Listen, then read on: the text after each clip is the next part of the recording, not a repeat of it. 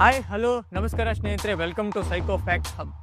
ಸ್ನೇಹಿತರೆ, ಪ್ರೀತಿಯಲ್ಲಿ ಯಾಕೆ ನಾವು ತಪ್ಪು ಮಾಡ್ತೀವಿ ಅಂದರೆ ಬೇರೆಯವರ ಪ್ರೀತಿನ ಯಾಕೆ ಅನುಮಾನದ ದೃಷ್ಟಿಯಿಂದ ನೋಡ್ತೀವಿ, ಅಥವಾ ನಮಗೆ ಪ್ರೀತಿ ಅಂದರೆ ಯಾಕೆ ಭಯ ಆಗುತ್ತೆ ಈ ಥರ ಅಂದರೆ ಮೊದಲೇ ಯಾವಾಗಲೂ ಒಂದು ಸರ್ತಿ ಯಾರೋ ಮೋಸ ಮಾಡಿದ್ರು ಅಂತ ಪ್ರತಿಯೊಂದು ಪ್ರೀತಿ ಮೇಲೂ ಅದೇ ಅನುಮಾನ ಯಾಕೆ ನಾವು ಹುಟ್ಟಾಕ್ತೀವಿ.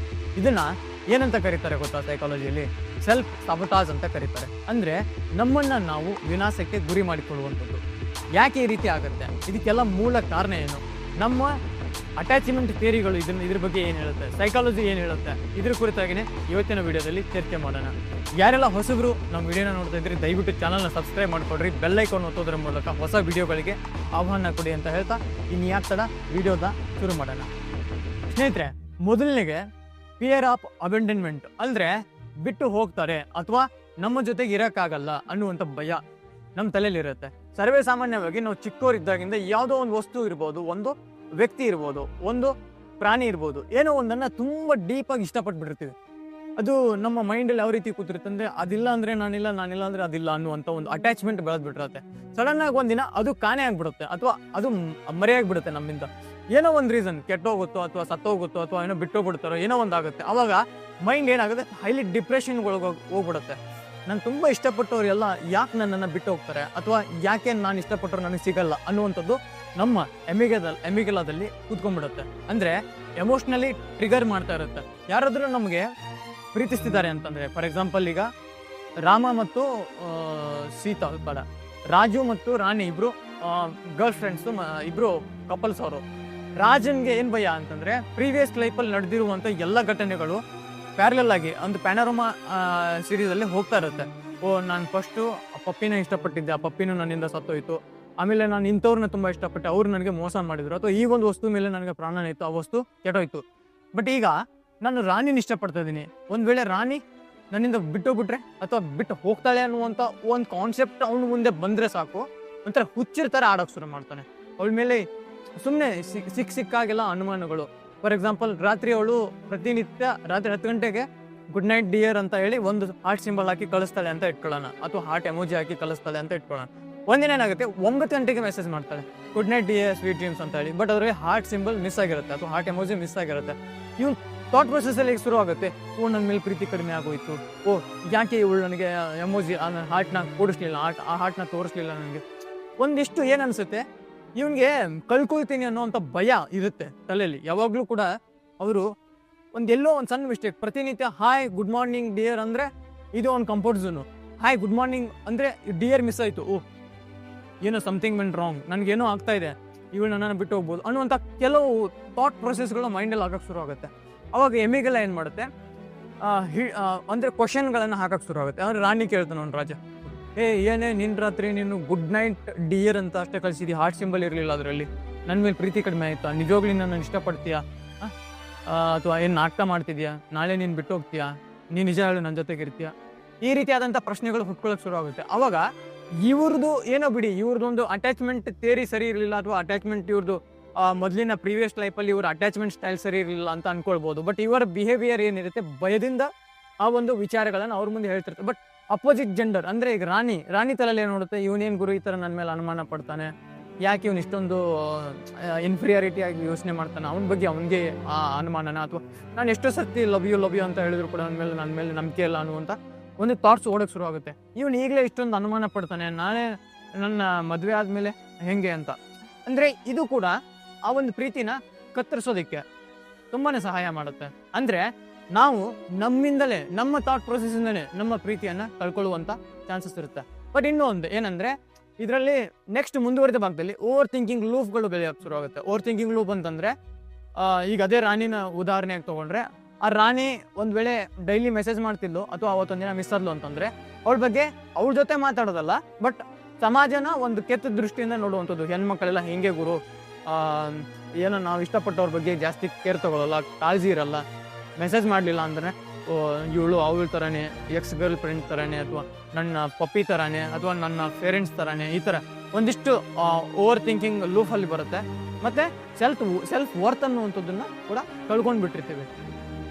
ಫಾರ್ ಎಕ್ಸಾಂಪಲ್ ಅಂತಂದರೆ, ನನಗೆ ನನ್ನ ಮೇಲೆ ಡೌಟ್ ಇರುತ್ತೆ, ನಾನು ಅವಳಿಗೆ ಫಿಟ್ ಆಗ್ತೀನಿ ಇಲ್ವೋ, ಅಥವಾ ಅವಳು ನನ್ನನ್ನು ಯಾಕೆ ಕಡೆಗಣಿಸ್ತಾ ಇದ್ದಾಳೆ, ನಾನು ಖರಾಬ್ ಆಗಿದ್ದೀನಿ, ಫೇಸ್ ಸರಿಯಾಗಿಲ್ಲ, ನಾನು ಮಾತಾಡೋದು ಸರಿ ಇಲ್ಲ, ನನ್ನ ಪರ್ಸನಾಲಿಟಿ ಸರಿಯಾಗಿಲ್ಲ, ಅವಳು ನನ್ನ ಜೊತೆ ಮೂವ್ ಮಾಡಲ್ಲ, ನನಗೆ ಗೊತ್ತು ಅನ್ನುವಂಥ ಈ ಇನ್ಫೀರಿಯಾರಿಟಿ ಕಾಂಪ್ಲೆಕ್ಸ್ಗಳು ನಮ್ಮಿಂದ ಹೊರಗೆ ಬರೋಕ್ಕೆ ಶುರು ಆಗುತ್ತೆ. ಅವಾಗ ಈ ಮೇಲ್ಗಡೆ ಹೇಳಿದ್ನಲ್ಲ ಫಿಯರ್ ಆಫ್ ಅಬೆಂಡನ್ಮೆಂಟು, ಅದ್ರ ಮುಂದುವರೆದ ಭಾಗದಲ್ಲಿ ಓವರ್ ಥಿಂಕಿಂಗ್ ಅನ್ನುವಂಥದ್ದು ಶುರು ಆಗುತ್ತೆ.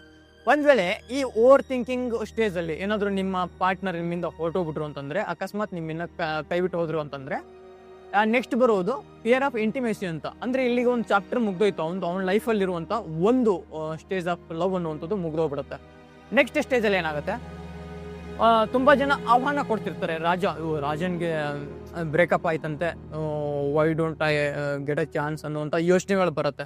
ನಾನು ಯಾಕೆ ಅವನನ್ನು ಪ್ರೀತಿಸಬಾರ್ದು ಅಥವಾ ಅವನಿಗೆ ಒಂದು ಚಾನ್ಸ್ ಕೊಡಬಾರ್ದು ಅನ್ನುವಂಥ ಎಷ್ಟೋ ಥಾಟ್ಸ್ಗಳು ಬರುತ್ತೆ. ಸುಚಿತ್ರ ಇರ್ಬೋದು, ಕಾವ್ಯ ಇರ್ಬೋದು, ದಿವ್ಯ ಇರ್ಬೋದು, ಭವ್ಯ ಇರ್ಬೋದು, ತುಂಬ ಜನ ಹುಡುಗಿರು ಅವನಿಗೋಸ್ಕರ ವೇಟ್ ಮಾಡ್ತಿರ್ತಾರೆ. ಅವನಿಗೆ ಹೇಳ್ತಿರ್ತಾರೆ, ನೋಡ್ ರಾಜ ಅವಳು ಹೋದ್ರೆ ಏನಂತೆ, ನಾನು ನಿನ್ನನ್ನು ತುಂಬ ಕೇರ್ ಮಾಡ್ತೀನಿ, ತುಂಬ ಚೆನ್ನಾಗಿ ನೋಡ್ತೀನಿ, ನನ್ನ ಹೃದಯದ ಬಾಗಿಲು ಯಾವಾಗಲೂ ನಿನಗೆ ಓಪನ್ ಅನ್ನುವಂಥ ಕೆಲವೊಂದಿಷ್ಟು ಮಾತುಗಳು ಆ ಹುಡುಗಿಯರು ಹೇಳಿದ್ರು ಕೂಡ ಇವನ್ ಮೈಂಡಲ್ಲಿ ಏನಿರುತ್ತೆ, ಈ ಫಿಯರ್ ಆಫ್ ಇಂಟಿಮೇಸಿ ಅನ್ನುವಂಥದ್ದು. ಅಂದರೆ ನಾನು ಯಾರನ್ನ ಜಾಸ್ತಿ ಹಚ್ಕೊತೀನಿ ಅಥವಾ ಯಾರನ್ನ ಜಾಸ್ತಿ ನಾನು ಬೆರೆಯಕ್ಕೆ ಹೋಗ್ತೀನಿ, ಅವ್ರು ನನ್ನ ಹತ್ರ ಇರಲ್ಲ, ಅಥವಾ ನಾನು ಯಾರನ್ನ ತುಂಬ ಇಷ್ಟಪಡ್ತೀನಿ ಅವ್ರು ನನ್ನ ಜೊತೆಗೆ ಬೆರೆಯಲ್ಲ ಮತ್ತು ನನ್ನ ಜೊತೆ ಇರಲ್ಲ ಅನ್ನುವಂಥ ಒಂದು ಡಾರ್ಕ್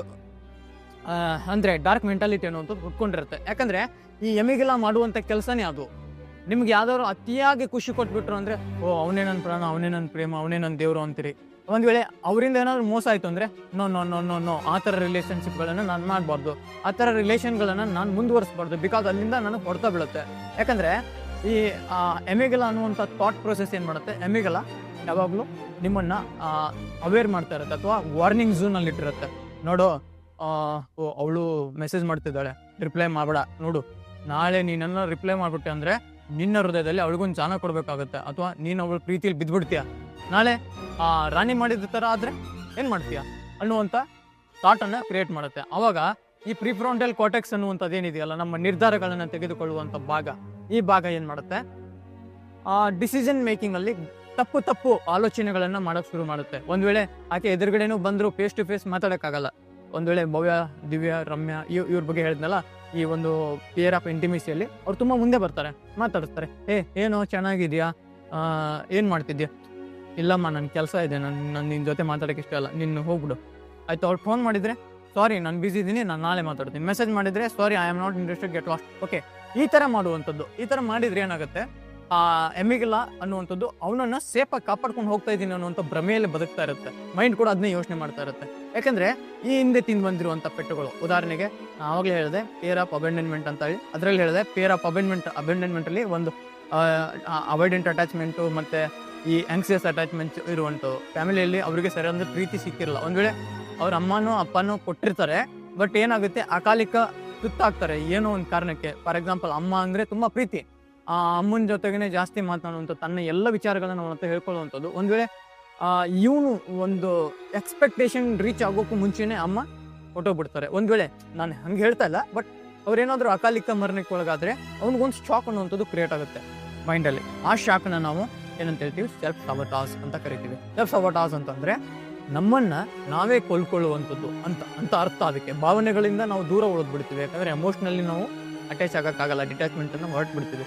ಈ ಸೈಲೆನ್ಸ್ ಲೂಪ್ ಅಥವಾ ಇನ್ಫೀರಿಯಾರಿಟಿ ಕಾಂಪ್ಲೆಕ್ಸ್ ಲೂಪ್ ಅನ್ನುವಂಥದ್ದು ಇದು ಕಂಟಿನ್ಯೂಸ್ ಆಯಿತು ಅಂತಂದರೆ ಮನುಷ್ಯ ತನ್ನ ಬುದ್ಧಿಮತ್ತೆಯನ್ನು ಸ್ಥಿಮಿತ ಕಳ್ಕೊಂಡ್ಬಿಡ್ತಾನೆ. ಯಾವಾಗ ಯಾವ ರೀತಿ ಯೋಚನೆ ಮಾಡೋದು, ಅಥವಾ ಅವ್ನ ಮುಂದೆ ಯಾರಾದರೂ ಪ್ರೇಮಿಗಳು ಸಿಕ್ಕಿದ್ರೆ, ಫಾರ್ ಎಕ್ಸಾಂಪಲ್ ಈಗ ರಾಜ ರಾಣಿ ಕತೆ ಆಯಿತು, ಈಗ ಇನ್ನೊಬ್ಬನು ಯಾರೋ ಸತೀಶ ಮತ್ತು ರಮ್ಯಾ ಅಂತ ಇಬ್ಬರು ಯಾರೋ ಅವ್ನ ಫ್ರೆಂಡ್ಸೇ. ಆ ಸತೀಶನ್ ಕೂಡ ಅವನೇನು ಹೇಳಕ್ಕೆ ಹೋಗ್ತಾನೆ ಅಂತಂದರೆ, ಲೋ ಮಗ ನೋಡ್ಕೊಳ್ಳೋ, ನಾನಂತೂ ಅನುಭವಿಸಿದ್ದೀನಿ, ನನಗೆ ಈ ಹೆಣ್ಣು ಹುಡುಗಿರ ಮೇಲೇ ನಂಬಿಕೆ ಇಲ್ಲ, ಬೇಡ, ನೋಡು ಯೋಚನೆ ಮಾಡು, ನಿನ್ನ ಲೈಫ್ ಚೆನ್ನಾಗಿದೆ, ಹುಡುಗಿರಿದ್ರೇ ಮಾತ್ರ ಜೀವನ ಅಲ್ಲ, ಹುಡುಗಿರಿಲ್ಲ ಅಂದರೂ ಕೂಡ ಜೀವನ ನಡೆಸ್ಬೋದು ಅಂತೇಳಿ ಆ ಥರವಾದಂಥ ಡಿಸಿಷನ್ಗಳನ್ನು ತೆಗೆದುಕೊಳ್ಳುವಂಥ, ಅವರು ಇನ್ನೊಬ್ಬರಿಗೆ ಏನಂತಂದರೆ ಸಜೆಷನ್ ಮಾಡುವಂಥದ್ದು, ಇದು ಕೂಡ ನಡೆಯುತ್ತೆ. ಆದರೆ ನಾನು ನನ್ನ ಶ್ರೋತೃಗಳಿಗೆ ಹೇಳೋದೇನಂತಂದರೆ, ನಾನು ಕೂಡ ಫಿಯರ್ ಆಫ್ ಇಂಟಿಮೇಸಿಯಲ್ಲೇ ಜೀವನ ಮಾಡ್ತಾ ಇದ್ದೀನಿ. ಬಿಕಾಸ್ ನನಗೂ ಕೂಡ ಭಯ. ಯಾಕೆಂದರೆ ತುಂಬ ದಿನಗಳ ಹಿಂದೆ ಅಥವಾ ನಾನು ನನ್ನ ಪಾಸ್ಟ್ನ ನೋಡಿದಾಗ ನನಗನ್ಸಿದ್ದಿಷ್ಟೇ, ನನ್ನವರು ಅಥವಾ ನಂದು ಅಂತ ಏನಿತ್ತು ಅದೆಲ್ಲವನ್ನು ಕಳ್ಕೊಂಡಾಗ ಕಾಮನ್ನಾಗಿ ಬರುವಂಥ ಪ್ರೊಸೆಸಿಂಗ್ ಅದು ಅಂದರೆ ಎಮಿಗ್ಡಾಲಾ ಹಿಟ್ ಆಗುವಂಥದ್ದು ಮತ್ತು ಪ್ರಿಫ್ರಂಟಲ್ ಕಾರ್ಟೆಕ್ಸ್ ಅದು ಮಿಸ್ಟೇಕ್ ಮಾಡ್ಕೊಳ್ಳುವಂಥದ್ದು ಅಥವಾ ಅದು ಕನ್ಫ್ಯೂಸ್ ಆಗುವಂಥದ್ದು. ಅದೇ ಒಂದು ಸ್ಟೇಜಲ್ಲಿ ನಾನು ಕೂಡ ದಾಟ್ಕೊಂಡು ಬಂದಿದ್ದೀನಿ. ಯಾಕಂದರೆ ಅವಾಗ ಸ್ತ್ರೀ ದ್ವೇಷಿ ಅಂತ ಕರಿತಾ ಇದ್ರು ನನ್ನನ್ನು. ಹೆಣ್ಣನ್ನು ನೋಡಿದ್ರೆ ಅಥವಾ ಬೈತಾ ಇದ್ದೆ, ಈ ಗುರು ಓಲ್ ಬಿಡುಗರು ಯಾಕೆ ಗುರು ಅಂತ. ಈ ಥರ ಇದನ್ನೆಲ್ಲ ನಾವು ಹೇಗೆ ಕಂಟ್ರೋಲ್ ಮಾಡಬೇಕು? ಅಥವಾ ನಾನು ಆಗಲೇ ಹೇಳಿದೆ ಸ್ಟಾರ್ಟಿಂಗಲ್ಲಿ, ಇದಕ್ಕೆಲ್ಲ ನಾನು ಮುಂದೆ ಉತ್ತರ ಕೊಡ್ತೀನಿ ಅಂತ. ಹೇಗೆ ಗೊತ್ತಾ? ಫಸ್ಟು ಅರಿವು ಮನುಷ್ಯನಿಗೆ, ಅಂದರೆ ನನ್ನ ಹತ್ರ ಏನಿದೆ ಅನ್ನುವಂಥದ್ದು ಕುಲಂಕುಷವಾಗಿ ಒಪ್ಕೊಳ್ಬೇಕು. ಫಾರ್ ಎಕ್ಸಾಂಪಲ್, ನನ್ನ ಹತ್ರ ಫೇರ್ ಆಫ್ ಅಬೆಂಡನ್ಮೆಂಟ್ ಹುಡ್ತಾ ಇದೆ ಅಂತಂದರೆ ನನಗೆ ಭಯ ಇದೆ ಕಣೋ, ಯಾವುದೋ ಒಂದು ರಿಲೇಷನ್ಶಿಪ್ನ ಮುಂದುವರಿಸ್ಬೇಕು ಅಥವಾ ಅದೊಂದು ರಿಲೇಷನ್ನ ಬೆಳೆಸಬೇಕು ಅಂತಂದರೆ, ಒಂದು ಹುಡುಗಿ ಜೊತೆ ಮಾತಾಡ್ಬೇಕು, ನಂಗೆ ಭಯ ಇದೆ. ಏನಂದರೆ ಇವತ್ತು ಪ್ರೀತಿ ನನ್ಗೆ ಗೊತ್ತಿಲ್ಲದೆ ಶುರುವಾಯಿತು ಅಥವಾ ಗೊತ್ತಿದ್ದೇ ಶುರುವಾಯಿತು, ನಾಳೆ ಅದನ್ನು ಕಳ್ಕೊಳ್ತೀನಿ ಅನ್ನೋಂಥ ಭಯ ಇದೆ. ಅದು ನಿಮಗೆ ಬರಬೇಕು, ನಿಮ್ಮ ಥಾಟ್ಸ್ಗೆ ಬರಬೇಕು. ಅದು ಹೌದು, ನನ್ನ ಹತ್ರ ಈ ಥರ ಒಂದು ಪ್ರಾಬ್ಲಮ್ ಇದೆ, ಸೈಕಾಲಜಿಕಲ್ ಡಿಸೀಸ್ ಇದೆ. ಡಿಸೀಸ್ ಅನ್ನಲ್ಲ, ಇದು ಎಲ್ಲರ ಹತ್ರ ಇರುತ್ತೆ. ಕೆಲವೊಬ್ರು ಹೇಳ್ಕೊತಾರೆ, ಕೆಲವೊಬ್ರು ಹೇಳಲ್ಲ ಅಷ್ಟೇ.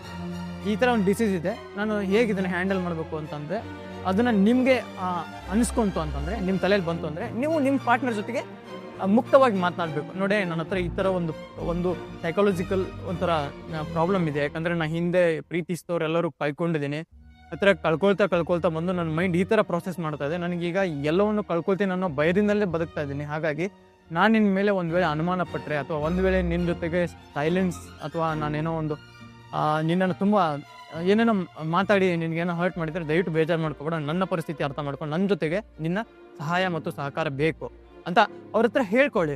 ಅಂದರೆ ಈ ಥರ ಹೇಳ್ಕೊಳ್ತಾರೆ ಏನಾಗುತ್ತೆ, ಅವ್ರಿಗೆ ಗೊತ್ತಾಗುತ್ತೆ ನಿಮ್ಮ ಪ್ರಾಬ್ಲಮ್ ಏನು, ನಿನ್ನ ಮೈಂಡಲ್ಲಿ ಏನು ನಡೀತಾ ಇದೆ, ನಿಮ್ಮ ಪರ್ಸ್ನಲ್ ಥಾಟ್ ಏನೇನಿದೆ, ನಿನ್ನ ಪಾಸ್ಟ್ ಏನು, ಈಗ ಸದ್ಯಕ್ಕೆ ನೀನು ಯಾವ ರೀತಿಯಾದಂಥ ಸೈಕಾಲಜಿಕಲ್ ಟ್ರಿಗರಲ್ಲಿ ಪಾಸ್ ಆಗ್ತಾ ಇದೆಯಾ, ಅಥವಾ ಯಾವ ರೀತಿಯಾದಂಥ ಪ್ಯಾತ್ವೇನಲ್ಲಿ ಇದೆಯಾ ಅನ್ನುವಂಥದ್ದು ಗೊತ್ತಾಗುತ್ತೆ.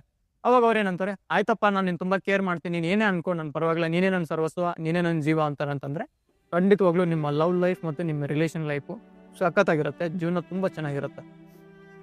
ಒಂದು ವೇಳೆ ಇದು ಹೈಯೆಸ್ಟ್ ಇತ್ತು ಅಂತಂದರೆ, ಯಾಕಂದರೆ ಪೇರ್ ಆಫ್ ಇಂಟಿಮೇಷನ್ ಅನ್ನುವಂಥದ್ದು ಜಾಸ್ತಿ ತುಂಬ ಡೀಪಾಗಿ ಹೋಗಿತ್ತು, ಅದನ್ನು ಅರ್ಥ ಮಾಡ್ಕೊಳಕ್ಕಾಗ್ತಾಯಿಲ್ಲ, ತುಂಬ ಜನ ಹೇಳಿದ್ರು ನನಗೆ ಅರ್ಥ ಆಗ್ತಾ ಇಲ್ಲ, ಅಥವಾ ನಾನು ಅದನ್ನು ಎಕ್ಸ್ಪೋಸ್ ಮಾಡೋಕ್ಕೂ ಆಗ್ತಾಯಿಲ್ಲ ಅಂತಂದರೆ, ದಯವಿಟ್ಟು ಒಬ್ರು ಯಾರಾದರೂ ಒಳ್ಳೆ ಸೈಕಿಯಾಟ್ರಿಸ್ಟ್ನ ಅಥವಾ ಒಬ್ಬ ಒಳ್ಳೆ ಕೌನ್ಸಿಲಿಂಗ್ ಥೆರಪಿಸ್ಟ್ನ ಕನ್ಸಲ್ಟ್ ಮಾಡಿ ಅವ್ರ ಜೊತೆ ಮಾತಾಡಿ ಮುಕ್ತವಾಗಿ ಹಂಚ್ಕೊಳ್ಳಿ. ನನಗೆ ಈ ಥರ ಆದಂಥ ಪೇರ್ ಆಫ್ ಇಂಟಿಮೇಷನ್ ಅನ್ನುವಂಥದ್ದು ಕಾಣಿಸ್ತಾ ಇದೆ, ಇದರಿಂದ ನಾನು ಹೇಗೆ ಆಚೆ ಬರಬೇಕು ಅನ್ನುವಂಥದ್ದನ್ನು ಕೇಳಿ. ಅವರು ಒಂದಿಷ್ಟು ನಿಮಗೆ ಥೆರಪಿಗಳನ್ನು ತೋರಿಸ್ತಾರೆ ಅಥವಾ ಥೆರಪಿಗಳನ್ನು ಮಾಡಿಸ್ತಾರೆ, ಕೌನ್ಸಿಲಿಂಗ್ ಅಟೆಂಡ್ ಮಾಡಿಸ್ತಾರೆ.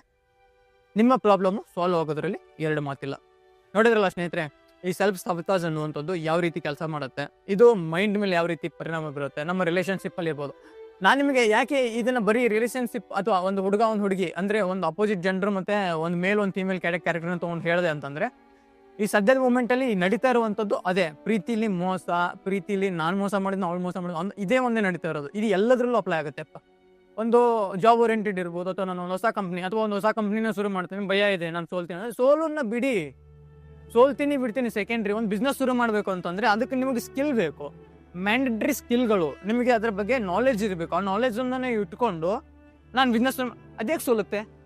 Perfect skill, perfect knowledge, without perfect tools you cannot do anything ಅಂತಾನೆ ಹೇಳಿದ್ದಾರೆ. ಪರ್ಫೆಕ್ಟ್ ಆಗಿರುವಂಥ ಸ್ಕಿಲ್ಲು ಇಲ್ಲದೆ, ಒಂದು ಪರ್ಫೆಕ್ಟ್ ಆಗಿರುವಂಥ ಒಂದು ನಾಲೆಜ್ ಇಲ್ಲದೆ ನೀನೇನಾದ್ರು ಬಿಸ್ನೆಸ್ ಮಾಡ್ತೀನಿ ಅಂತಂದರೆ ಸೋಲ್ತೀಯ. ಆದರೆ ನೀನು ಮಾಡೋಕ್ಕೂ ಮುಂಚೆನೇ ಆ ಪಿಯರ್ ಸೋಲು, ಅಥವಾ ನಾನು ಸೋತ್ ಬಿಡ್ತೀನಿ, ಅಥವಾ ನಾನು ನನ್ನ ಕೈಯಿಂದ ಕಳ್ಕೊಂಡ್ಬಿಡ್ತೀನಿ ಅನ್ನೋ ಪಿಯರ್ ಇರುತ್ತಲ್ಲ, ಇದನ್ನು ಬಿಡಬೇಕು. ಇದು ಆ್ಯಕ್ಚುಲಿ ಒಳ್ಳೇದಲ್ಲ, ಆಯಿತಾ? ಇದು ಎಲ್ಲಕ್ಕೂ ಸಪ್ಲೈ ಆಗುತ್ತೆ.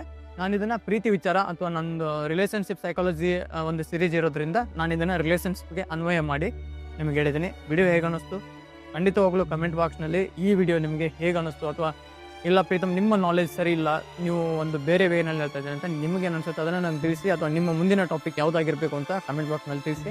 ಆ ಟಾಪಿಕ್ನ ಮುಂದಿನ ವೀಡಿಯೋದಲ್ಲಿ ನಾನು ಖಂಡಿತವಾಗ್ಲೂ ಮಾಡ್ತೀನಿ, ಮಿಸ್ ಮಾಡಲ್ಲ ಅಂತ ಹೇಳ್ತಾ ಇವತ್ತಿನ ವಿಡಿಯೋ ಮುಗ್ತಾನೆ. ಯಾರ್ಯಾರು ಇಲ್ಲಿವರೆಗೂ ವಿಡಿಯೋ ನೋಡಿದ್ರಿ ದಯವಿಟ್ಟು ಚಾನಲ್ನ ಸಬ್ಸ್ಕ್ರೈಬ್ ಮಾಡಿಕೊಡ್ರಿ, ಬೆಲ್ ಒತ್ತಿರಿ, ಒಂದು ಕಮೆಂಟ್ ಮಾಡೋದನ್ನ ಮರಿಬೇಡ್ರಿ, ಲೈಕ್ ಅಂತೂ ಖಂಡಿತವಾಗ್ಲೂ ಮಾಡಿರಿ. ಈ ವಿಡಿಯೋಕ್ಕೆ ನಾನು ಮಿನಿಮಮ್ 50 ಲೈಕ್ಸ್ಗಳನ್ನು ಏಮ್ ಇಡ್ತೀನಿ. ಮುಂದಿನ ವಿಡಿಯೋದಲ್ಲಿ ಮತ್ತೆ ಭೇಟಿ ಆಗೋಣ. ಒಂದೇ ಮಾಸ ಮಾತ್ರ. ಸರ್ವೇ ಜನ ಸುಖಿನೋ ಭವಂತು.